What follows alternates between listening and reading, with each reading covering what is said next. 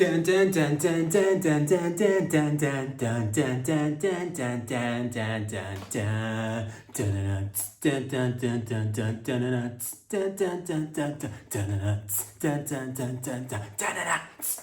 dun.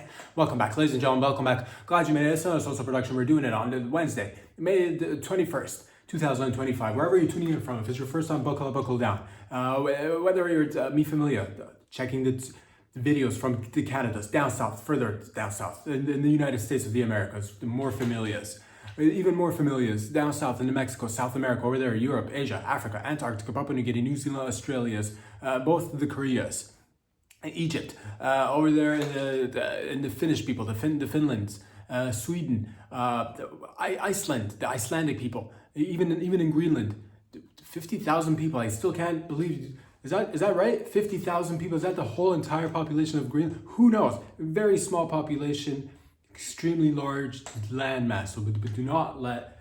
It's not the size of the population that matters. It's how you fuck.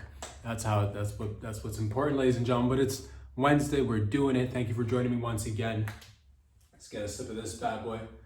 It's good to be alive. Good to be alive and kicking out here on the streets and in real life too. So thank you.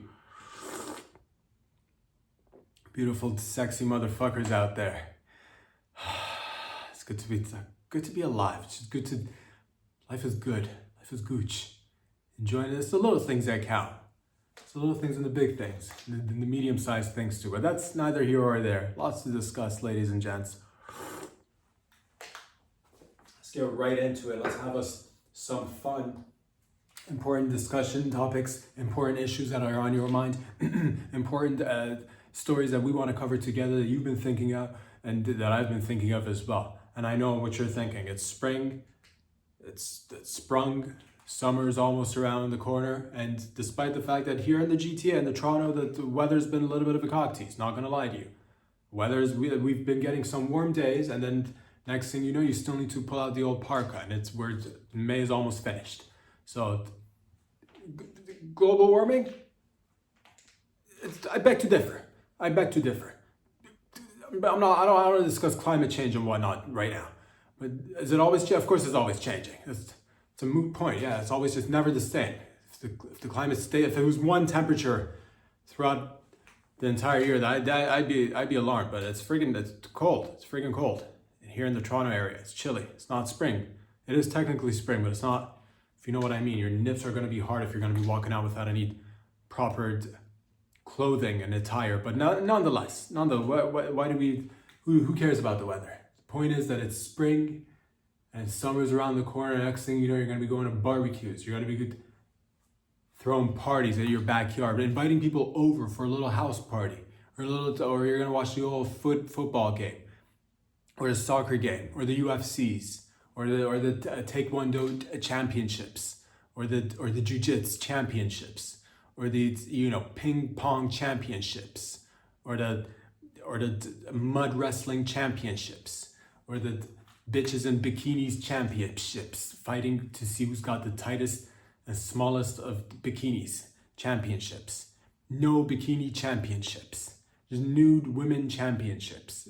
Typical games and matches and sporting events that we gather around and watch and support and eat some food too. And that's the most important. The feeding is one of the most important aspects of socializing. It's one of our biggest, it's one of those glues that holds humanity together. I'll say that. Feeding each other, making food for one another. You're basically telling people you love them. When you make food for people, you're telling people you love them, it comes from the heart. It comes from blood and sweat and tears and semen and a little bit of vaginal fluid too. And those are the most delicious meals that you could have. The ones with a little bit of semen, a little bit of, forget salt and pepper, semen and vaginal fluid. That's the way you want to be cooking. That's the way you want to be baking. But nonetheless, what is the best way to be a good host? That's what you guys were thinking earlier, because you're like, oh, I'm just entering this is nice. I might be in my early 20s, in my 30s. 40s, 50s, still trying to figure out how to be a good host. It's a key component into maintaining good relationships. And I'll tell you what, ladies and gentlemen, I did the research out there. Apparently, it turns out the number one factor that'll impact your hosting abilities is your ability to go out there. Are you able, are you capable, are you willing to force feed your guests? And it's called force feeding chic. This is the new trend that's popping up everywhere. I want you to take note. I want you to just apply it in your daily lives. It's not a matter of if, maybe, maybe not, should I, shouldn't I, could I not, it doesn't matter. Doesn't matter. The point is, force feeding chic is the new way of hosting. And basically up until now, you've been hosting regularly. You've invited people over to your place. You've made them some food. And then you let them loose like wild animals. Like this is the friggin' jungle. You're like, oh, just have at it, have at it. There's the dip right there. There's the guacamole. Have at it. There's chips there. There's sausages. There's the little tiny little miniature burgers for your tiny little, for your friends with tiny little hands. They got little nubs for hands. You freaks, but they're your friends, so they're family, so we love them despite the fact that they got tiny hands. Doesn't matter though. And you let them just, go about it, eat as much as they like, don't eat as much as they like, and live freely essentially. But that's not, according to research, that's not how a good host should behave. A good host, if you really care about your loved ones, you really want to be force feeding individuals. That's the best way to show love and affection and keep them coming back too. The basics of force feeding is this. You want to have them start off eating by themselves. Help yourselves to the hors d'oeuvres. Help yourselves to the finger foods. Help yourself to there's cold cuts. There's a potato salad. Somebody made there's a little bit of pasta, a little bit of lasagna. Somebody ordered pizza. We've got chicken wings. All the foods that you find delicioso, and some vegetable dishes too for your, I guess, friends that might be vegetarians or in the LGBTQ community. Let's just, if we're being honest together, all the letters in that community, if there's, but it doesn't matter. You feed them, you let them eat as much as they like. Force feeding chic is when they finished eating, and then that's when you start to work as a good host. I want you to go in there, grab them, rub their shoulders, rub their backs, maybe put them on your shoulders and burp them like a little toddler. And make some room for more food. And then ask them, would you like to eat some more? And you might hear these traditionally, spewed out by people who attend parties and get together. Oh, I've had enough. Thank you. This was delicious. Thank you. I've had enough. I'm full. I can't eat another bite. Oh, you hear that? That's the sound of the belts unbuckling. You hear that some more? That's the sound of a pant button or a zipper getting unzipped and unbuttoned to make more room. And they're like, I can't eat anymore. This is when you grab their head. You grab their head and you grab whatever food is within the vicinity. Start shoving it in their mouth. Just start shoving chicken wings, just bone and all. Shove it in their mouth. Make sure they chew most of it because you don't want them to ingest bones and then get internal bleeding, because that would not make a good host out of you. But essentially you want to keep feeding them and you want them to start sweating. This is typically around the, after they've said, I can't eat anymore, about an hour after you force fed them, they'll start to sweat and they'll think it's a joke. But they don't know that you're deadly serious. They don't know that you take hosting extremely personal and it's very important to you that you do a good job. So after the hour mark, when they sweat, pour down open their gaping hole in their face, their gaping mouth hole, open it up. Grab a 2-liter bottle of pop, whatever their favorite is. If it's Coke, go with Coke. If it's Fanta, do Fanta. If it's Sprite, if it's Coke Zero, do Coke Zero. But pour down the entire bottle. Don't be stingy either. It's not that expensive. Pop is not that expensive. And friendship is worth way more than pop. So pour the entire 2-liter bottle of pop down their throat, down their jugular. And it doesn't even matter if it goes in the windpipe and they start choking. And that just means you care. That just means you care. After they've swallowed the 2-liter bottle of liquids, make sure there's more food around. Start shoving it in their mouth. Force feeding chic. Again, this is a very delicate art.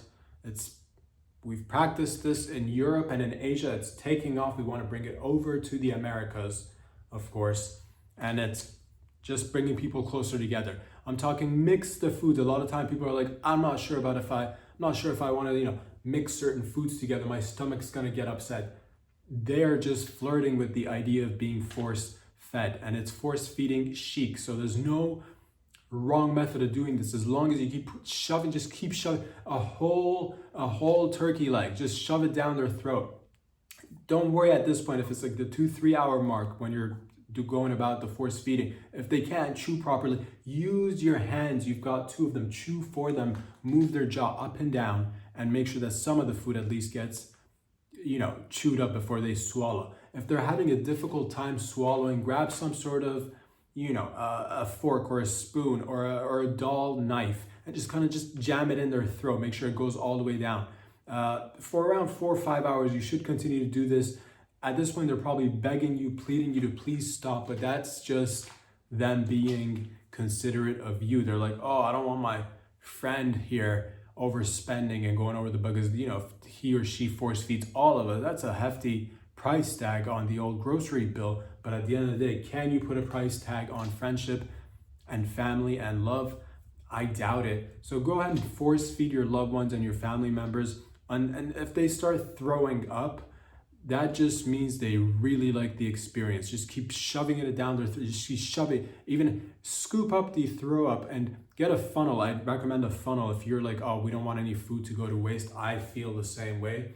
A funnel works like magic. Put it in their little mouth hole, scoop up the vomit, and just throw it down the old funnel. Have it just go down. And especially if they just regurgitated and if they just threw up, that's just basically fresh digested food. And they're not going to waste any more time digesting that, because it's already been kind of sort of, dissolved by the acid inside the stomach lining.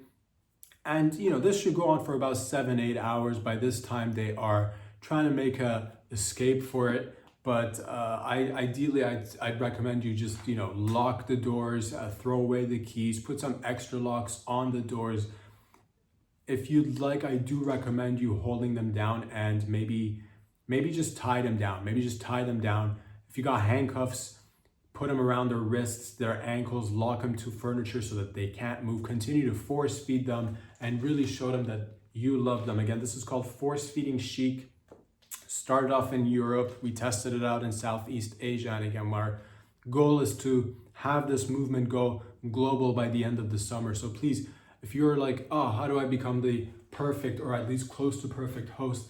Remember, force feeding your guests is the least you can do, but it's almost not even, it's not even, you can't really beat it. I'll say that. You can't beat it. And everybody loves it. So please go ahead and force feed your guests. And despite the fact that you might hear, no, I can't do it. That just, no means yes. No means yes. Remember, when it comes to force feeding, no means, because no one really says no to food. They might just say no to food and, and just a little like no for right now, but they'll come back. People are always eating. So no right now means yes a couple of hours from it. But your task as a host is to not stop feeding them. I would recommend even getting a blender and sometimes blending the food, mixing the food, throwing a pizza slice in there, chicken wings right there, pasta, jambalaya. Just throw it all in there, blend it. Again, use the funnel, throw it down their throat, and make sure that they are well fed. If they don't have arteries that are being blocked during this party or get together, I don't believe you're doing it right. But then again, everything does take practice and patience. So please, if you didn't manage to give any of your, guests prolapsed anuses or blood clots the first time, that doesn't mean that you won't be able to achieve this next time around. And enjoy this tip. Again, it's free of charge. I did the research just because I know a lot of people have families, they're tied up with bills, responsibilities, but also you want to be considerate of your friends and family members whenever you are hosting. And that's just a little, and it's an art. It's an art. Again, this one little section of hosting, I guess, under the umbrella term hosting, happens to cover a lot, but force feeding chic happens to fall under that umbrella. And I just want you to enjoy this little tip free of charge. Go ahead, use it to the best of your abilities, make new connections, and make those same connections that you already have stronger and healthier. Ladies and gentlemen, thank you for joining me. Speaking of parties, speaking of having a good time, speaking of eating and drinking, and spending good quality time with family members and friends and gang members. A lot of times people are asking themselves during these spring and summer times when it is hot outside and you want to pop open a cold one, and drink it with your mates, you might not always have a bottle opener handy. And to be honest with you, there is a lot of knickknacks that we have come up with that we could potentially get rid of some. And I believe it's time to say goodbye to bottle openers. It's 2025. We've come a long way. We know our body's capabilities. After looking at the population of the human species, I've now realized that we have an internal built-in biological bottle opener, aka the asshole. So from now on, moving forward, please, if you are out there and you want to get a bottle of a beer, a bottle of wine, bottle of Coke, bottle of Pepsi, whatever your favorite beverage is, if it's in a bottle and you're like, oh, I wonder if I need a bottle opener for this one, you really don't. Simply grab the bottle, shove it up your ass, twist it, pop it with an egg, just give it a nice little squeeze, pop it in the asshole, twist, turn, pull, and that should remove the cap for you. And there you go. You no longer need to be wandering around for days, looking all confused and lost, looking at the beverage in your hand, which you took out of the freezer. And at that time it was freezing cold. It was really refreshing, but because you've not had a so-called bottle opener in hand, you wasted plenty of time, and now the beverage is close to room temp. And everybody knows whoever drinks beverages that's room temp is basically a psychopath. So don't be that guy or that gal. Simply shove the entire bottle up your ass, twist, turn, pull, and that should once again open the lid for you. If you have other ones who are, the family members, friends who are with you, and you're like, oh, can I get you a drink? Don't be that guy or gal that just hands the drink to the person. That's a little bit like, if you're gonna do something, do it all the way. Don't just give me a bottle and I'm just sitting. If you're a true friend or a brethren or a sister out there, simply stick the bottle up your ass, twist, turn, pull. Hand the bottle to your loved ones and have it already be open. Do not, let them sit there and wonder, should I open this with my own asshole? You've got an asshole that can open up 250 bottles per day, ladies. And that's 250 bottles per day per asshole, which means you have plenty of bottles that you can open. And with all these, plastic items and utensils that end up in the land masses, and it's just hard to recycle, I said, let's just give up the old bottle opener. Nobody needs it. You've got one in your body, use that one. And if you are worried about fecal matter getting on the bottle, then you're not even paying attention to where the game's at, player. You're not even in it to win it, are you? You're a little bit of fecal matter on the bottle. It's essentially love. It's essentially love. It means that you took the time to open the bottle and not just be like a stranger hands a stranger a bottle that's not been opened. A loved one puts it up their ass and opens it with their asshole and then hands it over.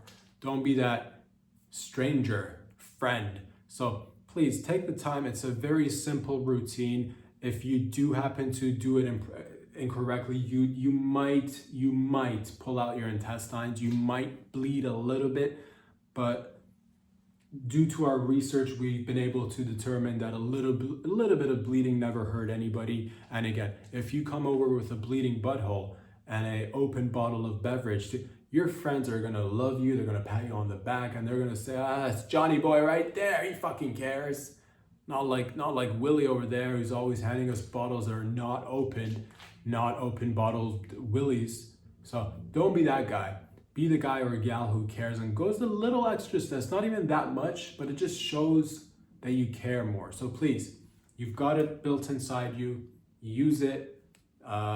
Share it with your family or friends. It's a tip that anybody can really enjoy, and it comes in handy, especially if you go. I've noticed again during spring and summertime, a lot of people do go on camping trips where you're in the woods, you're at the cottage.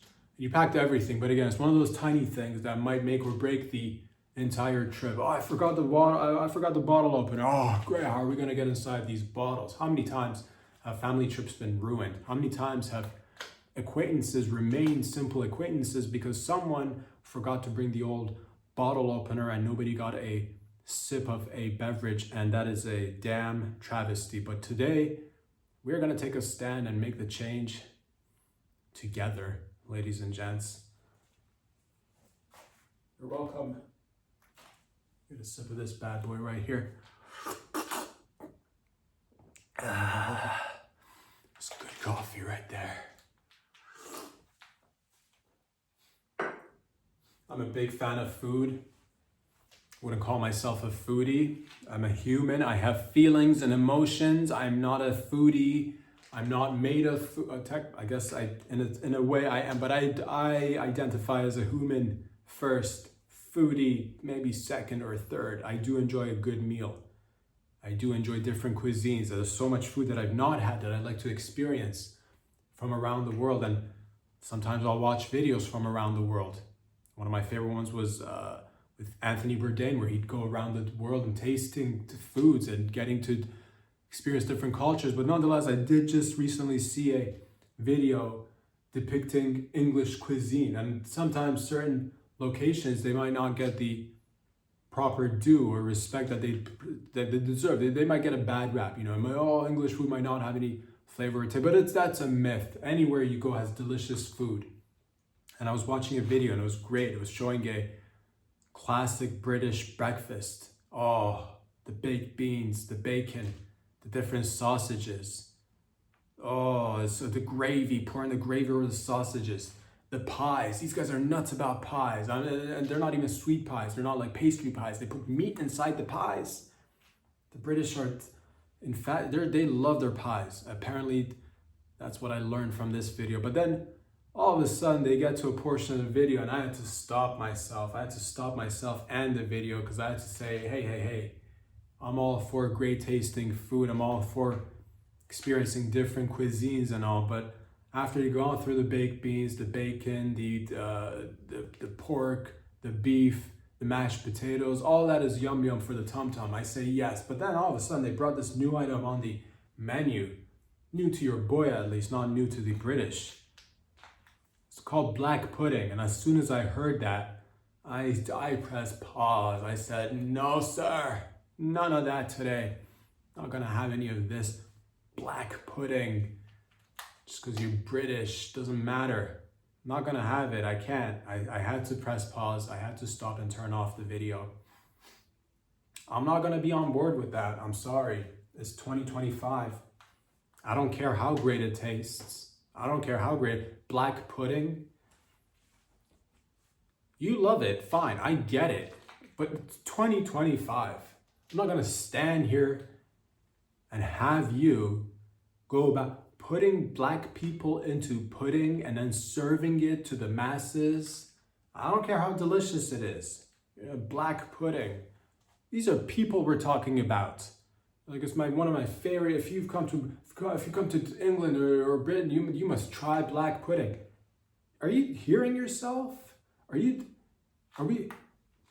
this some sort of mass hypnosis that we've kind of just wandered into, some sort of mass amnesia that we forgot we're dealing with people? You're telling me you're going to get black people, somehow manage to blend them all up, to mush them up into some sort of black goop, to put it inside some sort of stomach lining of an animal or intestine of an animal, make sausages out of it, and then serve it to others who enjoy it? Black pudding. I pressed pause. I said, no, it's 2025. I don't care how good it tastes. I don't care how far it goes back. We're dealing with people. Beautiful, lovely people. They should not be made into pudding. And the fact that they're doing this in broad daylight and serving it to people, and everybody's having a bite. I'm gonna have some black pudding. I'm so British. It's 2025, people. Wake up. Wake up. Where are the facilities? How come somebody's not running and shutting them down? These black pudding factories which make black pudding. How are they even getting access to all these black people that they put in these so-called puddings? I'm sure they're not voluntarily just walking into the black pudding factory and saying, hey, I want to volunteer because I heard your taste buds love a good old black pudding. I don't think they're volunteering. So if you're forcing black people to somehow sign up for this sick experiment of yours, that's where I draw the line. Again, I'm for the baked beans. I get it. A little bit of gravy, yes. Mashed potatoes, yes. Liver, go for it. Liver, onions, yes. Pork belly, yes. The pies, it was a little bit weird because I typically like my pie sweet, but I saw, I'm like, hey, they put meat in there, different layers of meat and cheese and what, sure, it could be good. And then black pudding all of a sudden. Again, it's 2025. You should be ashamed of yourselves. I did stop the video, so I'm not quite sure. I didn't want to find out how they make. I don't care how you make it. Black pudding. How would you feel if we had white or yellow pudding or brown pudding? They're people. That's sick. Makes me want to gag, but I'll keep it down for the remainder of the show. I get it. Black people, you probably think, oh, they probably taste like chocolate. Let's not find out. Let's not find out. I don't care how good they taste. God.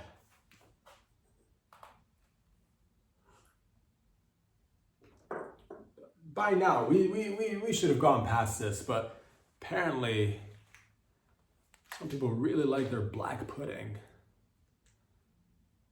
Nonetheless, ladies and gentlemen, on a more positive note, a toddler fell off of the 15th floor of a building, and positive note is that he lived, or she lived, I actually don't know the baby's, I think it's a baby boy.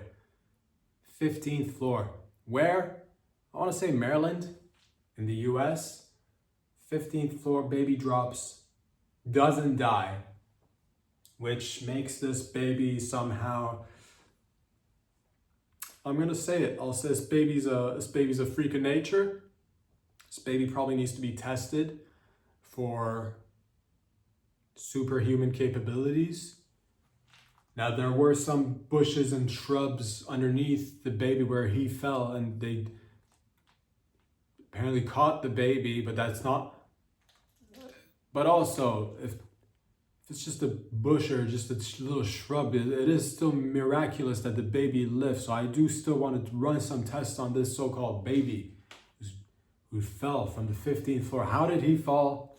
I don't know, to be honest with you. Did he get on the balcony and climb when his parents weren't paying attention? Maybe. The parents, I don't know, but we need to do more to protect babies from falling from balconies, which is why I'd like to just take a few moments here and discuss some ideas that I've come up with, because this is probably not the first time a baby has fallen off a balcony, but more importantly, grown-ups. What about grown-ups what about that singer, the one with in the British band, the boy band? What was his name? The one that fell off a balcony. So people do fall off a balcony, but that's why we need to go a little bit more into depth as to why this is happening and what we can do to stop it, prevent this falls from happening, or let the falls happen, but let people live, which is why I'd like to introduce this section. I guess is called, city planning. Welcome to the city planning section of the show. That's right, city planning section of the podcast. Moving forward, I'd like to see on the ground level outside, around buildings, a body of water of sorts. Maybe a traditional moat will do. Just a large body of water around buildings, so that if people were to fall off their balconies, they would plunge into a body of water. It could save lives. Shrubs and bushes are fine too, but they do have sharp either, like you're gonna get pricked. It's not comfortable. It's much better to fall in water. So please, let's take the time. I don't care how much money it costs. We need more bodies of water around every building. Other item, if you don't want to spend that kind of money because you don't care about human life, you want to splurge on everything else, but when it comes to human life, you're like, oh, we gotta tighten up the old belt buckles. Trampolines probably cost less than building an entire moat around the building. I would say put more trampolines around buildings, whether residential or office buildings as well. If it's commercial, it doesn't matter. Put trampolines around. This is something I think we should have come up with a long time ago. It just makes sense. Trampolines are great. The problem is if people do fall off and there's a trampoline, it's a good chance they'll never stop bouncing. They might get stuck in a bouncing simulation for life. Now, as crazy as that may sound, and as hard as that may be to imagine, to see your loved one fall off a building and continue to be caught in a loop of forever bounce, just up and down, up and down. Oh, there's Danny Boy. Danny Boy fell off the 13th floor. He's been bouncing for 37 days straight. He's stuck in a loop. It's better to have him stuck in a loop than him being dead. And by then, in the future, in the not too distant future, I believe we can come up with the technology to retrieve said Danny and save him from the ongoing bouncing cycle that he's been spinning in and just not capable of leaving. I'll say this, if you don't want to invest in, I guess, because if you do have a moat and you want to fill it with water, you probably worried about the water. Is it going to be kept clean? Who's going to check the chlorine levels? You don't want, weird fungi and viruses to get inside. There's just a lot of maintenance. We could dig the moat and not fill it with water. You could fill it with mud, just loose mud, just a lot of mud. Just maybe dig 20 feet deep, fill it up with loose mud so that if people were to fall, they could fall and land in a nice cushion of mud, and they would have to crawl out. You'd have to get them out with a long pole. And I know long poles are expensive and not fun to maneuver, because you could just I got this long pole, and you could just turn around and smack a couple of people in their faces. But hey, people getting face smacked is better than people dying. You might consider, if people in your family are prone to falling, you might consider attaching springs to them. That is probably the least costly way of, saving their life. Put a couple of springs, put a couple of shock absorbers like the ones they got in cars. Put a couple of, if your baby is prone to, if you got a klutz for a baby, just put a couple of springs on your baby. That's probably one of the best. You don't know your baby just happens to be running around. You don't know where they. I would recommend you get a rope, get a long rope, attach one end of the rope to your baby. The other end of the rope should be attached to one of your body parts, like an arm or a leg. So if the baby goes way too far, it's tugging on your arm. There's little Johnny. There he is. Tug him back. It's a baby. They can't tug that hard. So these are just some ways that I thought about right now that we could potentially get together, implement, and essentially save lives.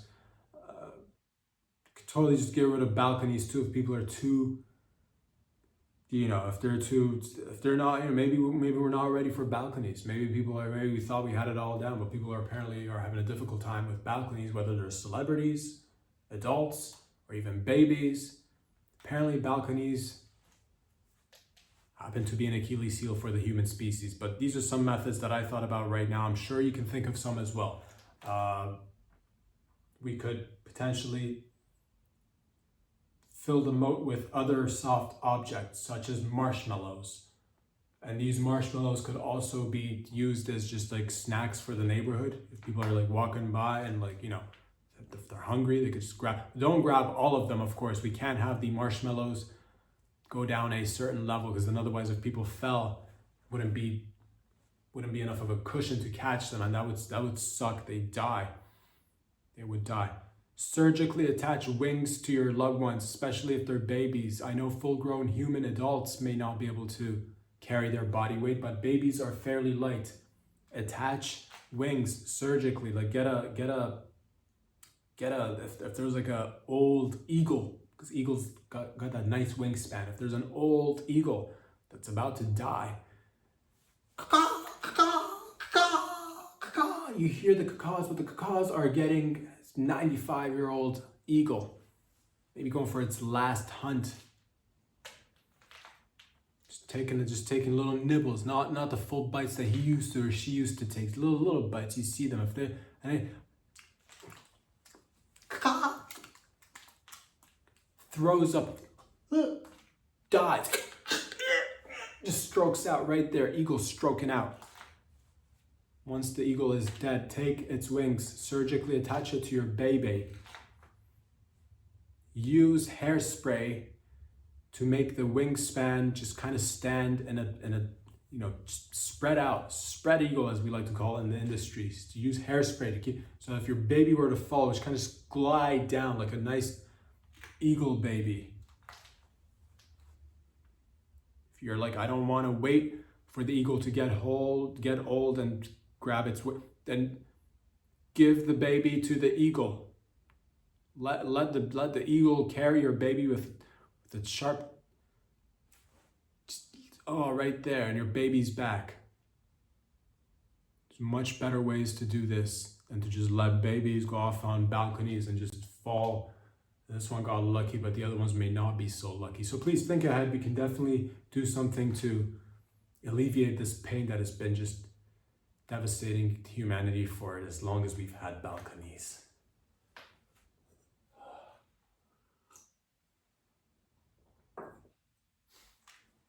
What else is going on in and around the world, ladies and gentlemen?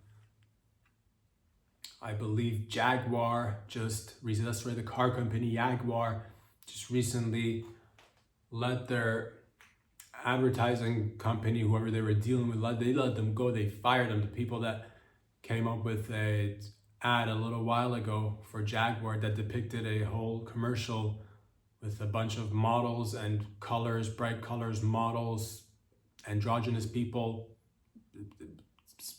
ambiguous sexualities, no sexualities, just people, colors, fashion, and no car in the commercial. Apparently that did not bode well for Jaguar. Apparently the company's not doing well. I thought to myself, how could we get Jaguar and other car companies to come back and, really get back to the root of it all? What do cars do for people? They do many things. They get people from A to B. They get people from B to C, from C to D, D to E, E to F, F to G, G to H, H to I to J, J to K, K to L, L to M to N to O, O to P, P to Q, Q to R, R to S, S to T, T to U, U, U to V, V to W, W to X, X to Y, Y to Z. People get around the alphabet using cars. They also get in the back seats of cars. Cars are bedrooms on wheels. Cars are motels or brothels on wheels. People go camping in cars. People drive from home to work and back from work to home. They go grocery shopping. They go leisurely driving around in their cars. They go on road trips on a scenic view of some place that's scenic. Maybe that could be anywhere. See what's scenic to you. It may not be scenic to someone else, but what's scenic to you is the only thing that matters. And what's scenic to someone else might be scenic to you. It doesn't matter. But the point is, whether you're driving through the Midwest or the prairies, if it's just land for days and it's just desert for days, or you're going on a mountainous region of the planet, wherever you may be, you're going up and down hills, you're seeing valleys, you're seeing waterfalls, and it's adventure time. It's time to get those wheels off-roading. And then maybe you might go off-roading, you might use your car to climb a mountain, you might see a goat, you might see a mountain goat, you might kick the mountain goat in the jugular and just see him tumble and fall. And right there, laugh in the goat's face and be like, oh, you thought you were the only one who could just like climb up a mountain at a 90-degree angle, stupid goat. But guess what? All these experiences would not be available to us without actual cars. So the way to go about getting Jaguar and other car companies who are maybe struggling to, I think the key message in cars have been lost. What we need in cars is gasoline, diesel, and maybe a mixture of both. We've never seen that gasoline diesel mix. If you want your car company to do well, your car should come with a large engine. People like large engines in cars. A lot of horsepower, a lot of powerful horses. I'm talking horses that exercise. I'm talking about horses that go to Gold's Gym. I'm not even sure if Gold's Gym is still around. I'm pretty sure it still is. But it doesn't matter. Like maybe an LA Fitness, or it doesn't matter. Maybe like a no-name gym, just a local gym. And these horses are working out, maybe taking steroids, maybe just jacking each other off because horses have huge cocks, and then drinking that sperm. And back in the day, there was a myth or legend had it that some testosterone were derived from horse testosterone. So they might just be drinking raw horse jizz. Take those horses, put them inside the cars, put that car in a commercial, pop the hood. What's inside, underneath, beside the engine? A horse yakking off. And the other horse is, plural, have multiple horses in the hood, under the hood, just yakking off, drinking, and just maybe smoking, horses that smoke, because people like these images, it gets them going. And hot bitches too. If you want to sell cars, you don't just come with like ambiguous, people want to know exactly what's what. We recognize sex sells. Hot titties, panties, and a dude somewhere wanting to drive the said car. And also just, it doesn't matter, ladies sell to everyone. So they could, just a lot of ladies with cars, wide tires, burning of rubber. If you can somehow get the commercial to, if we can smell through TV, I'm telling you right now, the smell of burnt rubber, gasoline, a little bit of dank, a little bit of just sweat. If you go to a nightclub somewhere, it doesn't matter where, it doesn't matter what kind of music there's, after a few hours, that smell of human just body, just human, just, the sweat, the little bit of just semen probably just, seeping through people's pants, a little bit of the vaginal juice from all the bouncing of up and down bouncing. Extract those scents, have it seep through the TV when you're selling car. Do not come with ambiguity and unclear visions of what your car says. Have a lot of power. Have the car climb a mountain. Have the car do a loop-de-loop. We've not seen a car do a loop-de-loop since I was a kid, and those were little toy commercials that we got. Hot Wheels. We don't see that many Hot Wheel commercials with real cars, and people like doing loop-de-loops. Put people in cars, put them through a loop-de-loop. Have a man, a couple of chicks in the car, go through a loop-de-loop. Hot chicks falls from said loop-de-loop. Man drives down, catches hot babes in the car coming down from the loop-de-loop, and they're all just using their buttholes to open drinks of the beer, Coors Light beer right there in the asshole. Once it comes down from the loop-de-loop, pop it open drink it right there, drink it, spit it in each other's mouth, and just light a couple of cigarettes while you're coming down the loop-de-loop. Go into a tunnel and then, check out these high beams in the tunnel. Caw-caw. Old eagle ready to do its last hunt and donate its wings comes through said tunnel with a baby hanging off its talons. The baby dropped into the car just saved the baby. So a lot of ideas that could be utilized to sell cars. And if you're not using these ideas and are thinking, we should just go and think outside the box, sometimes you need to think, when it comes to traditional things that people like, stick with it. If people like cars, people like fast cars and loose women, maybe give us fast cars and loose women, or loose cars and faster women. How about that? How about an image of men's working out and maybe like Venice Beach? What happened to that image?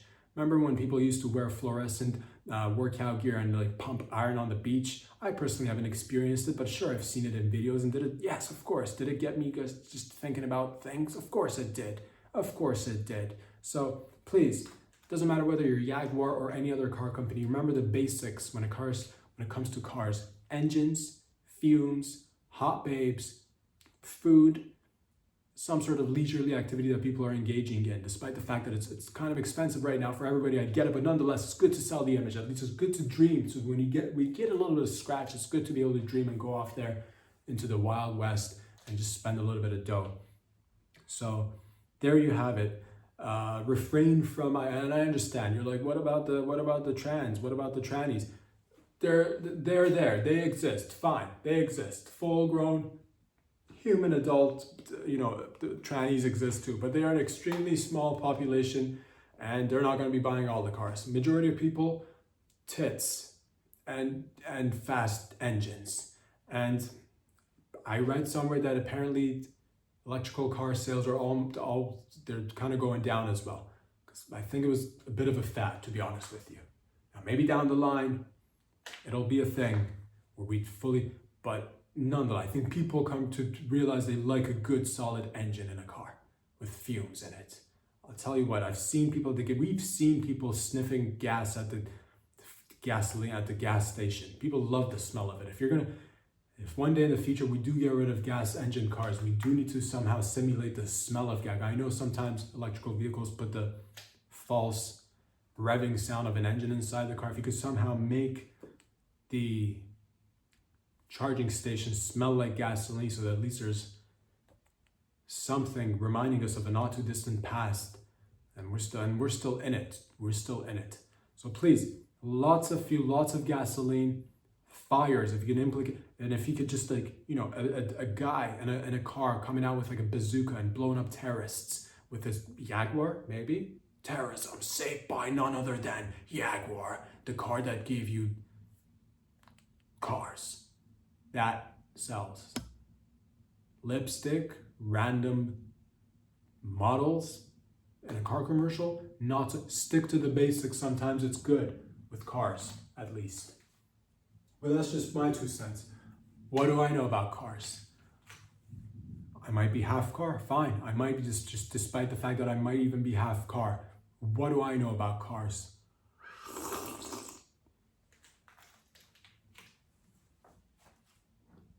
Ladies and gentlemen, what is going on in and around the world? I believe this one was a beautiful story that took place in the big old easy.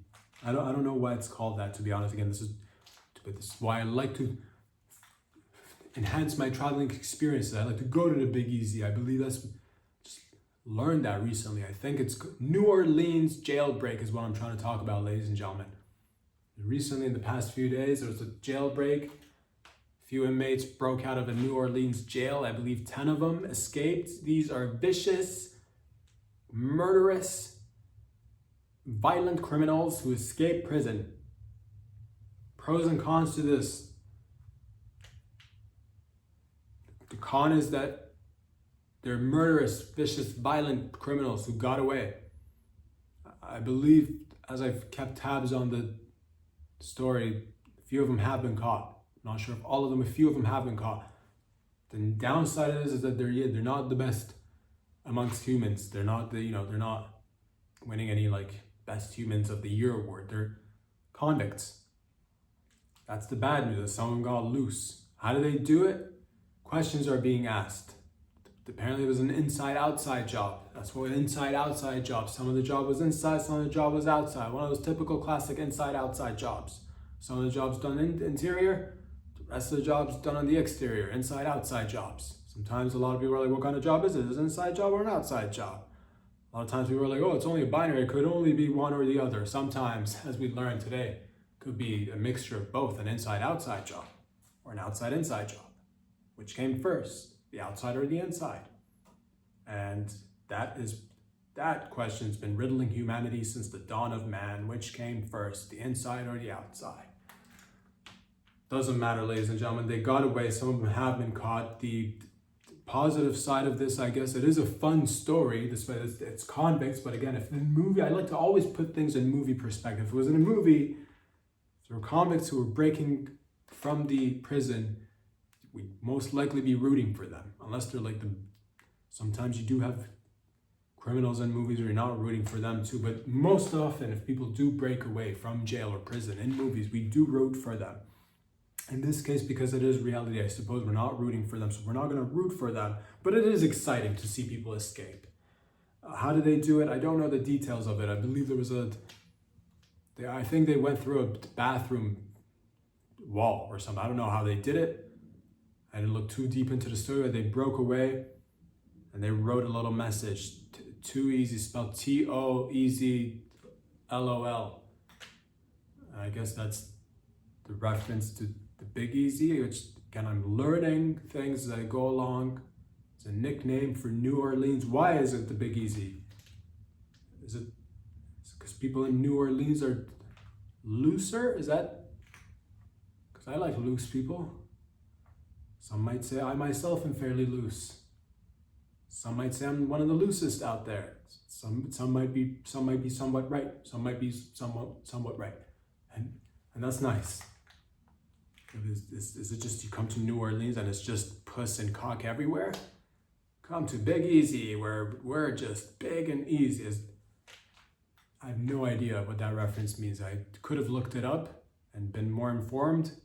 Sometimes it's good to just walk into a situation and not know what is going on. Big Easy. Was it a one particular lady or fella who was really just easy? Maybe serviced the entire town? Neighborhood? Is there a record? Over 1,000? Under 1,000? What are we talking about? Nonetheless, ladies and gents, it did make me think of ways we could eliminate this convicts, run around the city loose. I'm not quite fond of the idea, but we are talking about convicts, especially murderers and criminals who are violent or been known to be violent. I wouldn't want to have this again implemented on the populace, on the entire population, of course, despite the fact that we don't know what holds out in the future and what's going to happen to humans and what it means to be a human. But just an idea, if the securities can be compromised, if the inside-outsides can be compromised, if the facility itself can be compromised, because it may be old or the locks are they're rusty or whatever, could we not chip the inmates? Like how, you could chip wild animals and keep track of them? And I know they're humans, and that it's an ethical question, despite the fact that they're criminals, despite the fact that they're criminals, they're still humans. But nonetheless, I'm asking you, because I don't know, what would we, maybe not chip every prisoner or person who's in, if they're going in there for like a day or like a week, maybe don't chip him then. But if it's like Stabby McGee out there who's like stabbed 250 people and just maybe chip that guy. Or if it's like a gang member who just loves gang member act, maybe chip that guy. So even if they were to one day, because you don't know, people break away from all sorts of situations or jails that might seem like, oh, this jail's in the middle of Alcatraz. There's a movie about that shit, and that one's opening up too right now, I think. But people break away. And we do have the technology. Should we chip them? Ethical question for you out there to leave a comment if you'd like to see people in prison getting chipped and being able to track them with geolocation. Leave a comment if you like. If you like to get chipped, and should you, people do that with their dogs. People do that if a dog goes missing. Oh, there's my little Chihuahua in the intersection, I better go get him. Oh, I must have run loose once again. People do it. You might even do it to your baby if you're really considered if you're concerned where your baby might be at all times. You don't want to be that parent who's always like helicopter parenting. If your baby's chipped, then you can just like not be there, but know where your baby is. But that's humans. That's for larger populations. How do they do it? No idea. It is interesting to see people, always, it's cops and robbers all day, every day. It never stops, does it? It's interesting to see that, just because you think, I got him confined in a prison. Boom, there you go. Up in a freeway, just doing military crawls underneath cars and, getting new attires and clothing from who knows. Maybe people are drying clothing items on their clotheslines, and maybe they're getting friends to assist. Who knows? Who knows who's responsible? I believe there's no one particular finger that can be pointed to any one particular person, but I did think of the chipping thing, and I'd like to say that despite the fact that I've not come up with the technology, I'm just saying maybe for hardened criminals, maybe an old chipper wouldn't be too, just what if they figure a way out to extract the chip?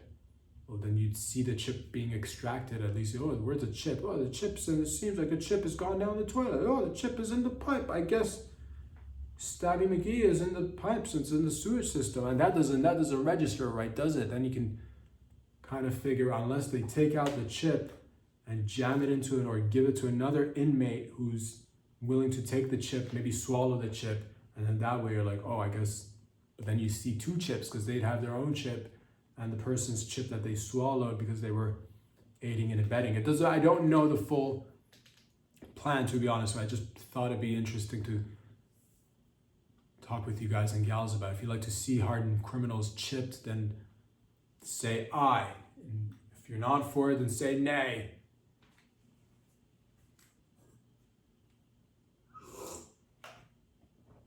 What else is going on in and around the world? I believe a Mexican Navy ship just had a collision with the Brooklyn Bridge. This is one of the, I'll say this, it's tragic in a sense because I believe 2 people died, 19 people injured, 0 wetbacks.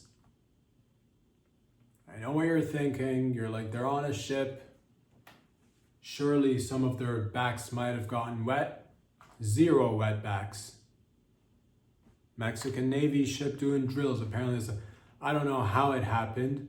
I'm just glad there were, again, 2 tragedy. 2 people died. I'm just glad it was only 2, not more. Could have been far worse.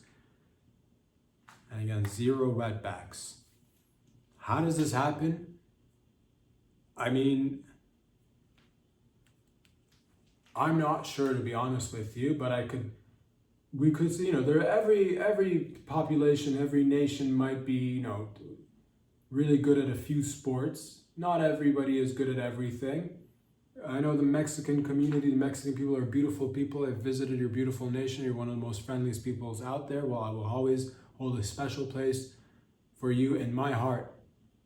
It's right. It's a good spot too. It's a good heart. It's a good spot. Ocean view you get ocean view. Mexicans in my heart, you get the ocean view, top floor penthouse, ocean view in my heart. You see it. Whales, jumping whales, sperm whales. You get to see that if you're Mexican. Everybody else, still prime locations available as well. But nonetheless, Mexicans they're known for they're good wrestlers. They make great wrestlers. Boxers, they make great boxers. It's a compliment I've heard. If you fight like a Mexican, that's a compliment. We know they're good at fighting and boxing. Soccer, they're good at soccer. I know that. They're good at soccer.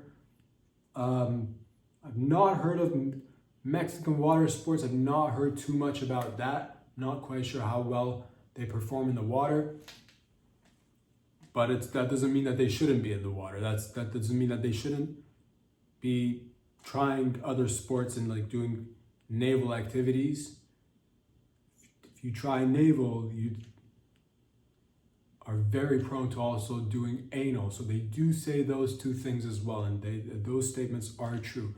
If you do naval, you might go anal. Very true. These statements are as old as time itself. It is a little bit just weird because it's a large ship. The masts of the ship, so large poles, just collided with the bridge. A large body of water. It's a large ship. It's also a large bridge. A breakdown in communication, but you still see the large bridge. How does that even happen? We should be working together the thing that I took away from this is that we should be taking steps to building bridges. I'm not sure who was on this ship. Maybe they had a thing for bridges. Maybe they're like, we're gonna leisurely just collide into a bridge. We should be all of us should be working together to make more bridges so that more people can walk across or drive across if it's like a large enough bridge like this one in Brooklyn, or bike across. I'm not sure if it's got bike lanes. Maybe people bike within, I don't know. Pedestrians, it's a good solid bridge. I've seen it from afar. But nonetheless, we should build more bridges, not collide into the Mexican Navy ship that does Navy ship exercises every year. Maybe they got nervous. Maybe they saw the bridge and they're like, let's this bridge is frightening. These bridges are frightening. Let us go the other direction. Which direction? I do want to avoid the bridge. Which way do I go? And we go a different direction than the bridge. And next thing you know, they're into the bridge because they were discussing which way to go and which way not to go. Not quite sure I don't know if it's particularly a Mexican thing. I've never heard of Mexicans being anti-bridge or bridgeophobic. Every culture is, of course, very complex and different. I'd like to spend more time with more Mexicans and get to the bottom of this. Maybe they have some sort of deeply rooted, hatred for bridges, and maybe this was their way of saying, no mas bridge, el bridge no more. Maybe maybe they're wanting to do maybe they want to just get a couple of guitars and play string instruments on their ship, and this bridge was in their way, and the acoustic guitars were just getting warmed up, and they got too caught up in the music and they lost track of time, and they slowly but surely sped up and eventually ran into the bridge. I don't know what causes large ships to collide with bridges. Because even before the tech, even before technology is great, but ships have always been on the water for some time. Hundreds of years, thousands of years, hundreds of thousands of years. I don't know how far ships go back in human history, but nonetheless, they've been around for a long time, and we've only implemented technology that allows us to communicate, for as long as technology has been around. And radios and whatnot, that's been around for 100 years or so, give or take. People used to yell back in the day. When they were Navy men, seamen used to yell on the ships. And that's how they communicated. Perhaps because we're too reliant on technology, we've forgotten how to yell and just, hey, there's a bridge out there, orole, bridge, el brillo. I don't know, to be honest with you, but I'm just glad that it was only two people. It's still two people. It sucks. Could have been far worse. Stop hating on bridges. Bridges are connecting people. Let's not take out our emotions on bridges, or our fears on bridges. They're just objects that connect us. They've done nothing wrong.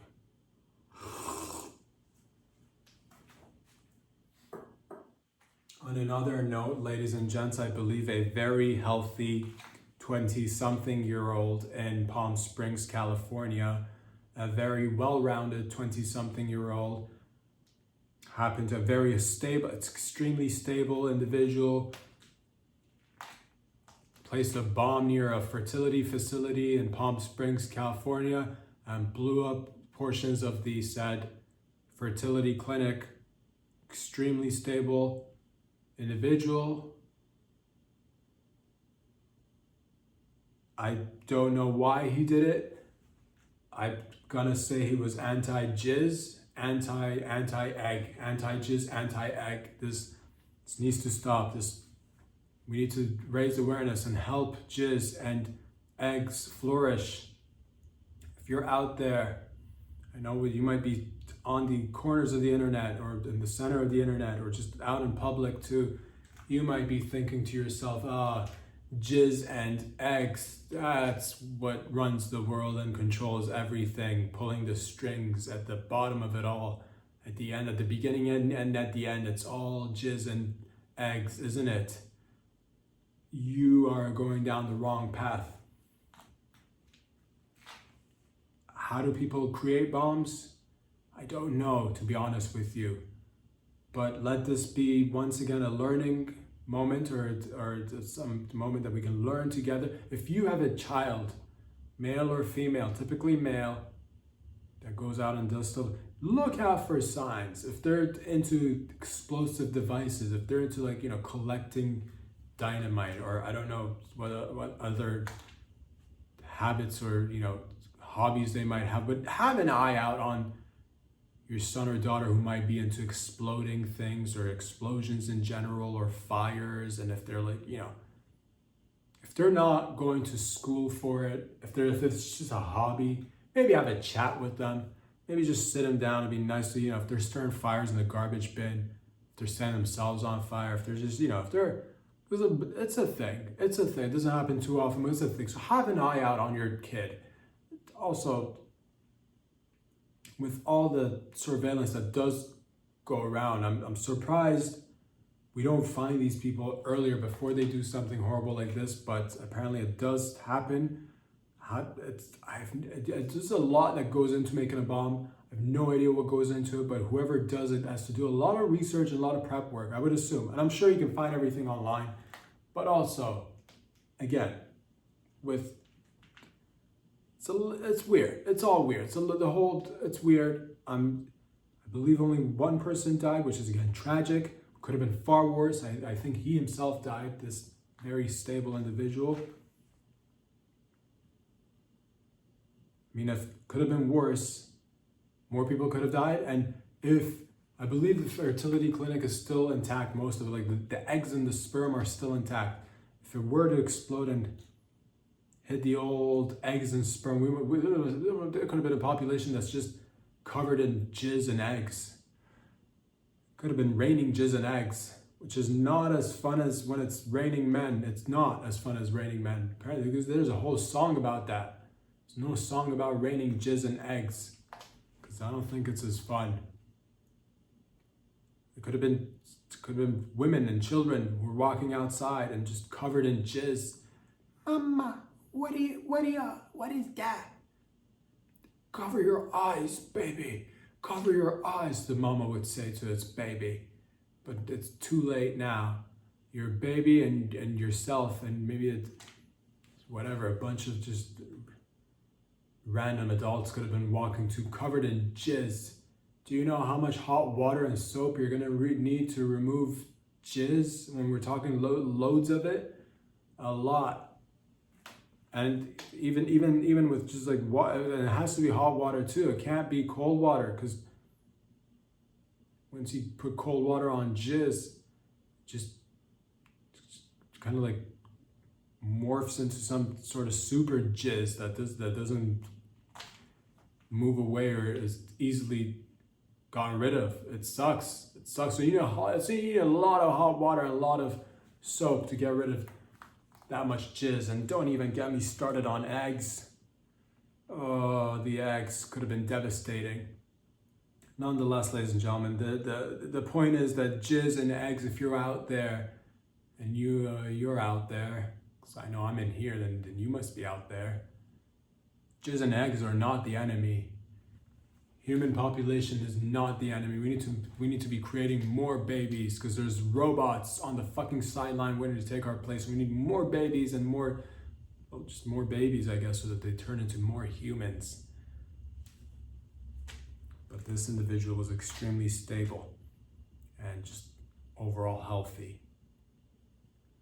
And this situation is not weird at all. Nonetheless, ladies and gentlemen, we'll get through everything together, as we've always have.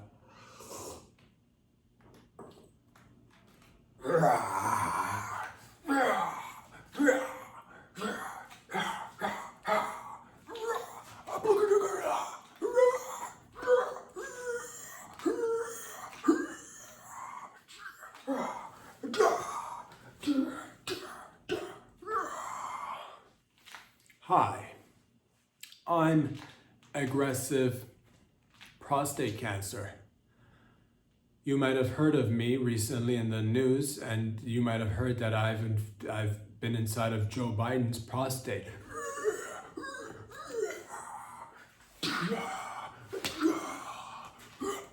Aggressive prostate cancer.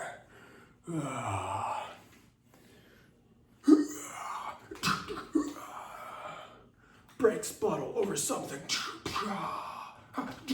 Another bottle over some aggressive prostate cancer. Punches a wooden board, breaks it in half. Aggressive prostate cancer. Grabs the nuts. Aggressive prostate cancer. Aggressive prostate cancer. You might have heard of me in the news. A lot of times people don't hear about me, but I'd like to introduce me. I'm aggressive prostate cancer. I'm not like the other prostate cancers. The other ones are, you might have heard of mild prostate cancer, like nonchalant prostate cancer. A little French prostate cancer. Oh, je oui, oui. Nonchalant prostate cancer. I don't care about your nose that much. They could not be. Nonchalant. Prostate cancer doesn't really care how you live, where you die. I don't even want to be in your nutsack. I got options. I could be another nutsack. But me, I'm aggressive prostate cancer.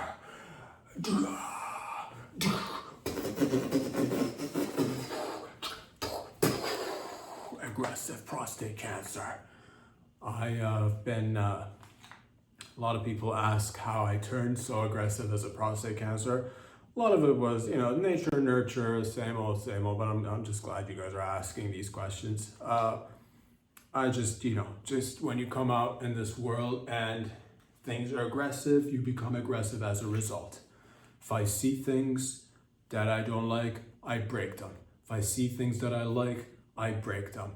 If I see wooden boards, head smash wooden board. If I see bottles, empty bottles, clink right there, crack that bottle. If I see, if I see other prostate cancers within the vicinity and they're not as aggro as I am, I get into a scrap with these non-aggro prostate cancers and let them know that this is my corner, the most aggressive prostate cancer ever. Aggressive prostate cancer. Flicks the cigarette butt near open fire, and the fire just engulfs in more fire, and there's explosions in the background. Aggressive prostate cancer. Apparently, Joe Biden has been diagnosed with aggressive prostate cancer. It doesn't always start off with aggressive, aggro, aka aggro prostate cancer. Smash, break, aggressive prostate cancer.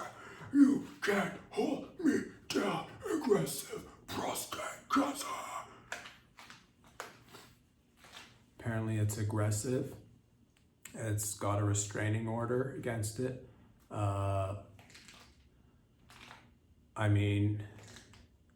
Start off in juvie, then got free, and then did petty crime on the streets, and then worked its way up to getting involved in bigger crime. I'm aggressive prostate cancer. I do medium to large size crime. I'm aggressive. And that's the thing. If you catch it early, you can kind of mitigate. But if you don't catch that shit, man, it'll just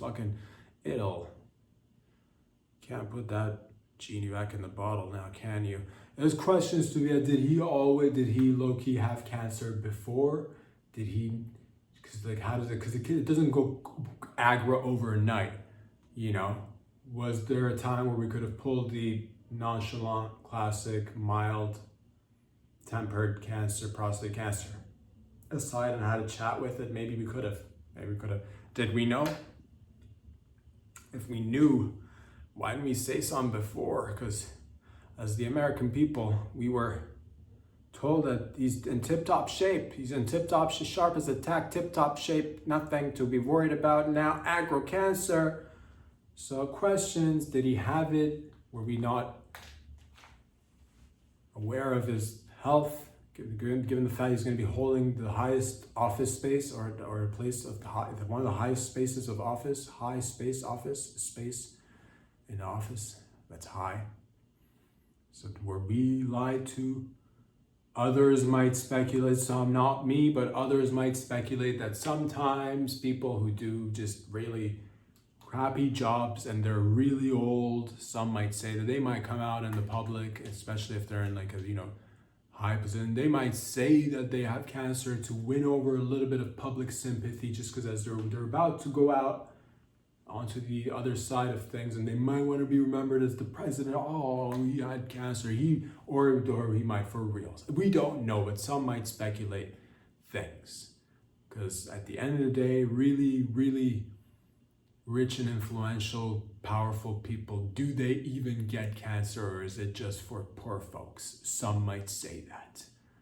Not me, of course, but some might. Doesn't matter. The point is that this is an aggressive prostate cancer. It's in multiple gangs. It has done plenty of crime because it's aggressive. Aggressive prostate cancer. Breaking things like garbage cans and throwing trash all over the place. Prostate cancer, agro prostate cancer. Smash.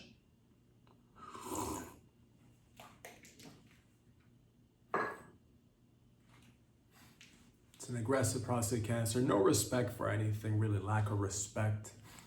Just a wild, feral form of prostate cancer. It's the kind you don't want, ladies and gentlemen. But if it happens to be true, obviously, we hope that it's fucking handled with the utmost care and attention, meaning bring in the fucking lasers and the high science with the let's replace his prostate. Plenty of people that are willing to give up their prostate.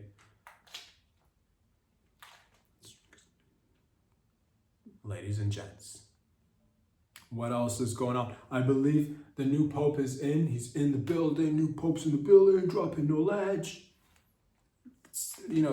Doing things was nice. But recently, I believe he was asked about his thoughts on, I briefly read about, I don't even know if this is true or not, to be honest with you. This one I read very briefly. He was asked about his thoughts on marriage and gay marriage. And I believe he said that marriage should be between a male and a female. It's an institution for males and females, and no gays, no gay marriage. Straight up, marriage is, that's the church. This is the Pope. Traditionally, that's what they've said. That's what they've been promoting. That's their thing. It's not their. I'll say this. Marriage is probably, I'm not sure if it's up or down, statistically speaking. But let's just look at marriage. First of all, heterosexual marriage in and of itself is one of the gayest relationships out there, just putting it out there. You've seen people who've been married for many years. They pretty much become, it's a gay relationship at that point. It's a gay relationship at that point, very cordial, very, respectful. Everybody takes, a little bit of me time, and everybody, you get in the sack every once in a while, and, average speaking, sometimes sometimes it works out, sometimes it's a mixed bag. I would say if you could do anything to increase the marriage rates, let's do it. Bring in the gays. If they too want to, if they want to do gay marriage, let them do gay marriage. They might turn straight after. They might, straight up, gay marriage will probably turn a few gays straight. And I don't know. All I'm saying is that maybe the Pope doesn't know what goes on into a gay, because the popes, I believe, people of high, priests and popes and cardinals, I don't think these guys get married. I don't think they've had sex ever. I think there's a celibacy thing. Maybe some of them do. I think priests can have families, right? Now they can. for some time, maybe they couldn't. I'm not too sure, to be honest with you. But it's not their fault. It's not what they focus. It's not what they major in. They major in like theology and like religion and God. They're not too. Especially the higher you get, the the less time for puss, dude. Money's on the mind, and the mind's on the money, and the prize is religion is your game. That's your bag. That's your bread and butter right there. You're married to the game. You're married to and there's a lot of things that could be said about marriage. Marriage it's a beautiful thing when it does work out. And it does work out quite a bit of times as well. It's not like it doesn't work out. It works out quite a bit of times. It's worked out a lot of times as well. It's beautiful when it does work out.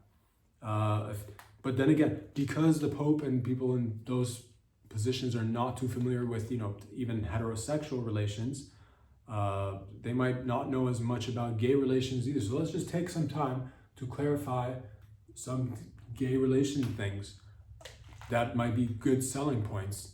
For example, just because maybe the Pope doesn't know, maybe others don't know either. Gay sex could be like talking dick to dick, that's how it is. Dick to dick right there, right?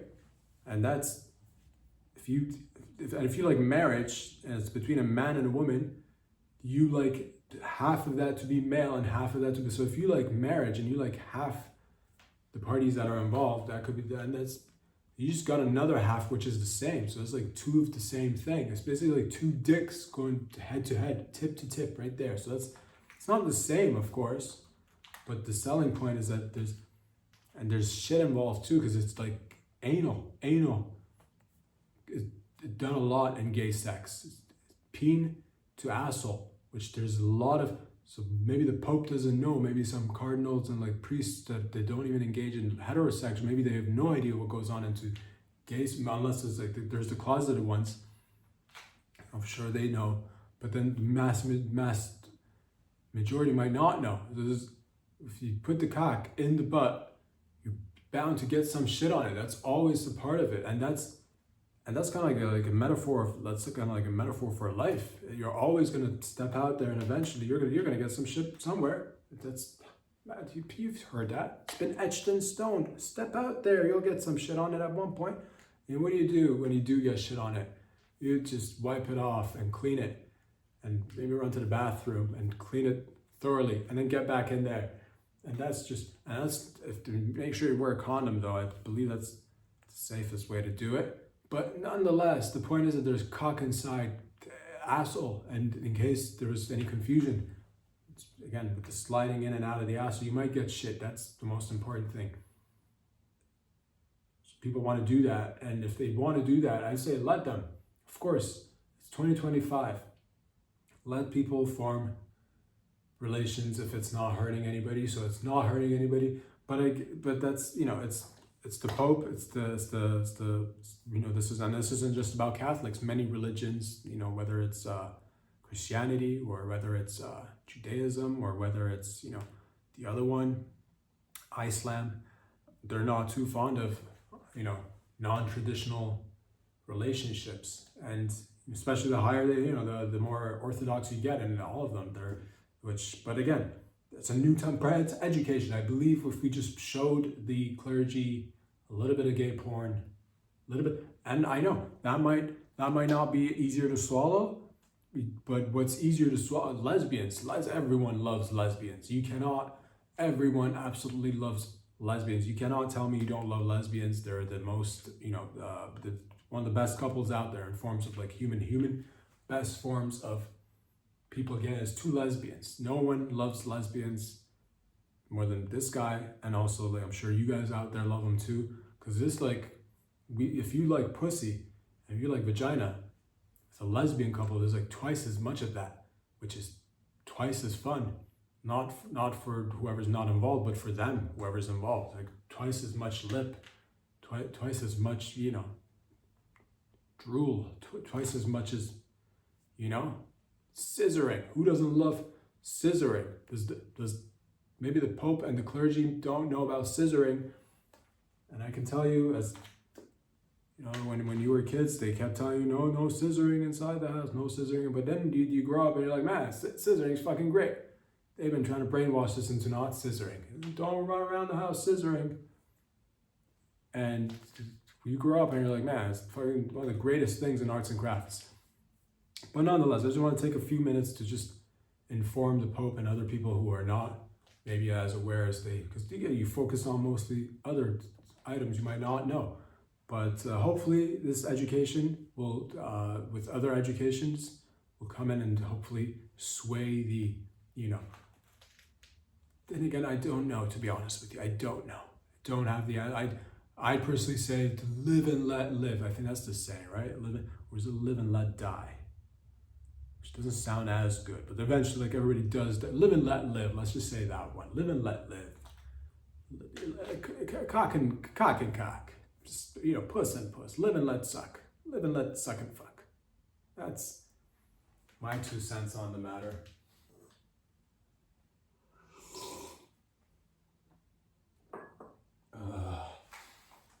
Guys, I got hard when I heard this one. Fucking Prezi Trump. Right there, doing it. We're getting a golden dome. We are getting a motherfucking golden dome. Golden dome. It is, if you like the Iron Dome, because you've followed what Israel has been able to create for itself to protect itself against missiles from whoever the fuck. Well, guess what? This is like that, but way better. Because 1, it's fucking golden. 2, it'll be much bigger because Israel on the map is like very tiny, whereas America and Canada, and I want Canada to get in on this because I like the Golden Dome. I really like this idea. I wanted one for as long as I can remember, not just for missiles, but for also, getting rid of asteroids and other hazards that might be out there waiting. It's just nice because we have the technology. And by we, again, this is the large collective we that I like to use every now and again. Us together, we have lasers. I personally don't have any. Despite the fact that I've put in requests to where somewhere someone got them. I would have liked some lasers by now, but apparently there's a whole priority list. Doesn't matter. Lasers and anti-missile defense system. Let's fucking go. If you think you can come in here with your shitty missiles, whether it's short distance, mid distance, long distance, if you think it can change direction, all that, the Golden Dome will be up and running in a few years and we will knock that shit out of the orbit before it even enters our airspace. There you go. It's beautiful. The Golden Dome is basically, think of it hey, let me ask you this. Do you guys like protection? You guys like safe sex? Well, if you like safe sex, this is like safe sex, but for a whole nation. Imagine a large condom on the nation that's protecting you from explosive STDs. That's right. I'm talking missiles with AIDS, missiles with gonorrhea, missiles with the clap, missiles with fucking hepatitis A, B, C, even C. I'm not quite sure which one is worse. Is A the worst because it's the best? It's number 1. You got hepatitis A. Oh, and that's, or is C the worst because it's the last level of hepatitis where the final hepatitis boss is just sitting on a stool, filling up a syringe filled with all sorts of diseases and injecting it into its own ass. Who knows? But nonetheless, I like the Golden Dome. Should be up and running in a few years. I'm excited. I'd like Canada to be involved in this summit because I'd like us to also be protected in terms of just airspace protection. Think of it as a condom. Think of it as an investment for the future, not just against, missiles, but also objects from outer space. And who knows what else might be out there already. Doesn't matter. It's just nice to know that we are protected. And it's good because other defense systems are aimed at, different things. Sometimes people and objects, but these ones are fucking for defense and it's pointing at strictly missiles that might be incoming, which is nice. I like that. So hells yes. Fucking let's go 47 with the golden, and it's gonna be golden too. So everybody likes anything that's gold. I personally love the color gold. I like to be covered in gold. Every time before I start the podcast, I shower in gold. After I finish the podcast, I also shower in gold. It's just best practices. I'd like to be coated in gold, just plated in gold if I could.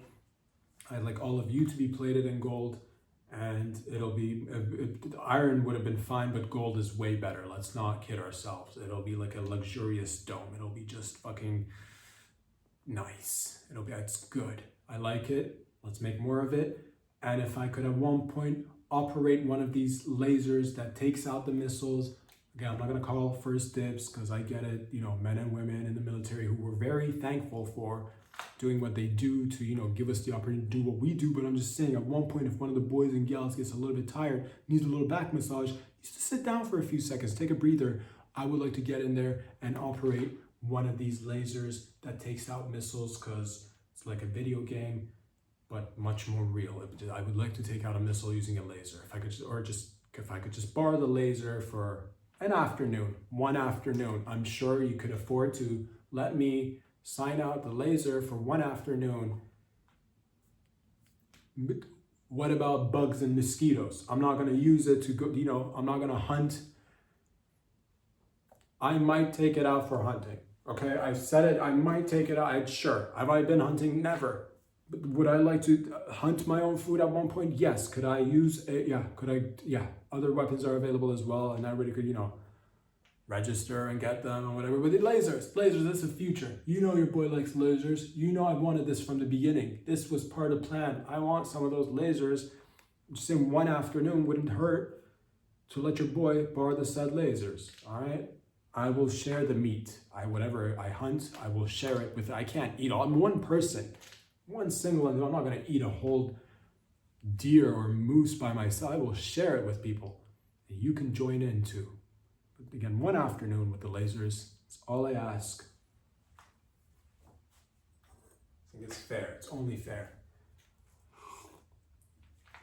Lastly, ladies and gentlemen, I'd like to draw your attention to a subject or topic that's near and dear to my heart, but also I know it must be near and dear to your hearts as well out there. The Yakuza, as you may know, they've been one of my favorite gangs ever since I realized there are gangs in the world and discovered the Yakuza. It's a beautiful Japanese gang. They were really doing well in up until the 60s. Their numbers were roughly around 180,000 members. I'm not sure if that's just in Japan or internationally, but nonetheless, one of my favorite gangs. And over the past few decades, of course, their numbers have been going down and down and down, and now they're down to roughly 18,000 members. Again, I'm not sure if this is local or international. If it's international, it's devastating to see this. I would like to, if I could, become an honorary Yakuza member. I'm not willing to give up any fingers. I'll say it right now. No fingers. You're not gonna finger me, dog. You're not gonna finger me. But I will do that myself. If need be, I will do that myself. But I'm just saying, I'd like to get the tattoos, of course. I would like to sit with the elder Yakuza members just to discuss attire, whether or not we're willing to, wear leather suits and perhaps hats. Also, just sitting in a Japanese Yakuza clubhouse would mean a lot to me. The numbers are going down, and recently I just heard that there's 4 members of the Yakuza who have been arrested in Japan because they opened up shop near it was 90 meters or 90 feet, like it was really close to a library, and they came and arrested them, not for anything else, but for the fact that they were operating their shop close to a library. And that sucks, because again, numbers, 60s, roughly 180,000. Now, we're talking only 18,000, which just, it's devastating. It's devastating. And I'd like to say that it's 2025. If I could plead to the Japanese government, if we could just somehow forget about everything else that's going on, if we could just really have a sit down and bring attention to the fact nobody is going to, I'm not sure about the Japanese people, but I believe People are going to libraries less and less. And it sucks for these people, beautiful Yakuza members, to be arrested simply because they were operating their shop close to the library. And that's the thing, in Japan, you can be a Yakuza member. It's not illegal to be a Yakuza member. They're fully a part of the community. As far as, again, I know very little. I've never been. I just like to, again, honorary member, sleeve tattoos, a suit, and just a few afternoons of spending outside of a shop somewhere just staring at people walk by would mean the world to me. This young man before you stands here saying he's ready to, again, keep all his fingers, but nonetheless partake in the camaraderie that is the Yakuza. So please help raise awareness, whoever you can, speak with them. If you can release these members, and I'm sure they can relocate fine. If they can't operate near it, if too close to the schools or the libraries or fire stations, wherever it is that fine, they will find another spot. Okay, their numbers are dwindling, and it's sad. There's many things that we could tackle, but this one seems to me right now appropriate for us to pay attention to and really just fight for what is right, and that is to maintain some part of the global culture that's given so much. Sure, it might have taken some as well, but it's definitely given way, especially pop culture, and again, movies, which we all have an affinity for. And let's not, do things that we're gonna end up regretting. See those numbers go down even further because nobody wants to join, or it's just not a big thing. Nonetheless, ladies and gentlemen, but nonetheless, on a beautiful note, I want to say these numbers can always go up. Together we can make a positive difference. And in the meantime, be good to yourselves out there. I'll see you guys back here again on Friday. Peace out. Get out of here.